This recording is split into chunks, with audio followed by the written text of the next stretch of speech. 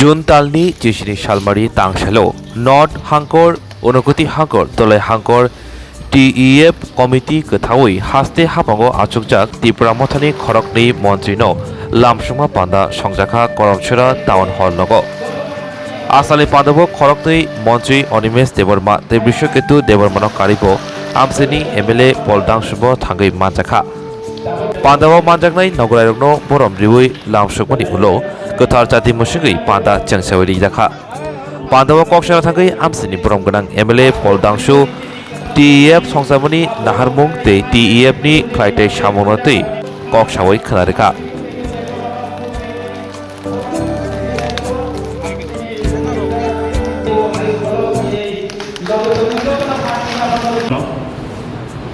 Health kisah kami ini bagi kopi kolak nariklah.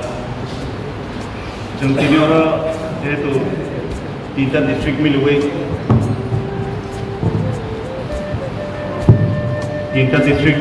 felicitation kena kemani bat. Jadi bagi onek penghukuman saat ini deserving state of the deserving experience. Borok already agi bo 5 years MLA sab kajar. Tapor minister mangka cini bagai oboni sai tai fortunate ni juntai kha khaimea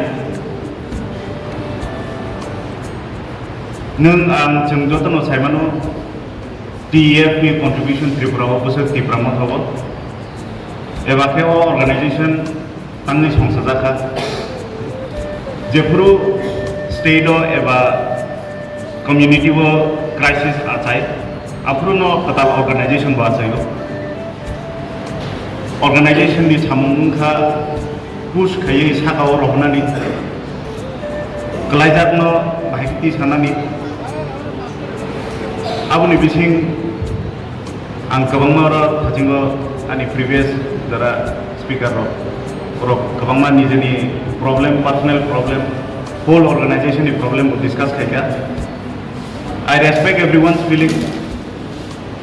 Haifono jeng kisi sa disiplin narik lagi, nok ni kop nok salai nai, hatar ni kop hatar salai nai. Jeta administration by, jeta ministerial jara tong nai, cabinet jara tong nai, district council jara tong nai. Borok by synchronization kainan ni, abo bo sini bagai tabuk onek dorkar no, synchronization bahike kainai.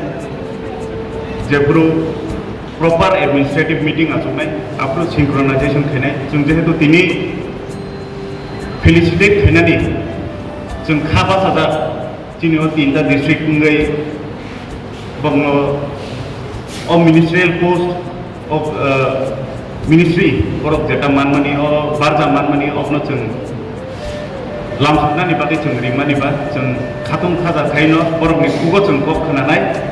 Borok sini o tinta district no, borok jeng no tamu message renai, jeng abo kena lain. Angka theo future TEF type expand nai. Sini main motive sini naharmu, onek kotor, sudu transfer, sudu promotion, obo simia employees ni samung, ba organization ni samung. Future tamu. 20 years pore tiprasa boros hoginai nini retirement pore nini pusa bo position tongnai chini future generation busuk kaham post chakri khainai busuk educational system unko education policy ketal khaike aja ka bahike india chungai a policy no chung bahike unko khai fulfill khai chung chini do phano buskang kalang thongnai abono chini chai to bum thongnai. As an MLA of this constituency, I will be forever with you all. My best wishes and congratulations to the most deserving ministers once again. Thank you.